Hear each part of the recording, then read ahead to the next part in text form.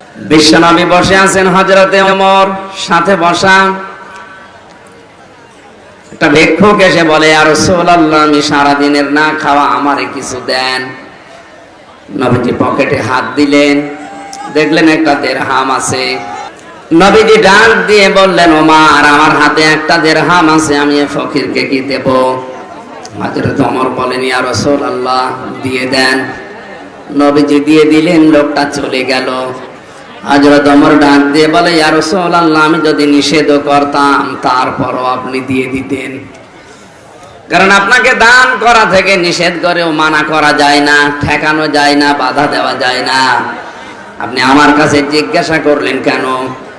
বিশ্বনবী বলেন, ওমর, কোরআনে কারিমে আছে, মান জাবিল হাসানাতি ফালাহু আশরু আমসালিহা।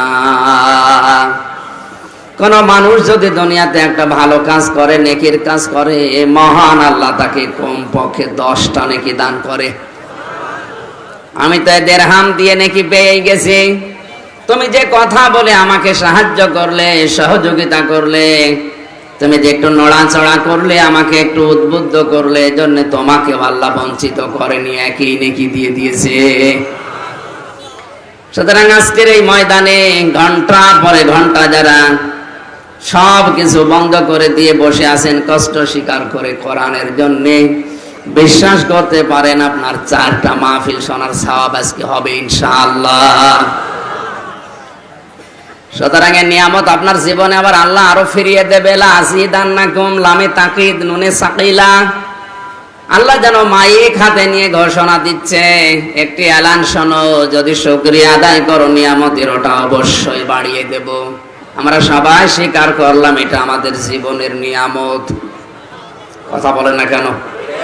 এই নিয়ামত আবার আপনি পাবেন, আর শুকরিয়া আদায় করবেন কি করে? তাফসিরে মুফাসসির লিখেছেন 3টি পদ্ধতি আছে শুকরিয়া আদায় করার। 1 নাম্বার পদ্ধতি হচ্ছে মুখে স্বীকার করা যে এটা আমাদের জীবনে নিয়ামত, এটা আমরা মানি কিনা। জবান যাদের আছে বলেন তো এটাই নিয়ামত কিনা। 2 নাম্বার, আপনার মনে আনন্দ লাগা লাগবে, শান্তি পাওয়া লাগবে মনে।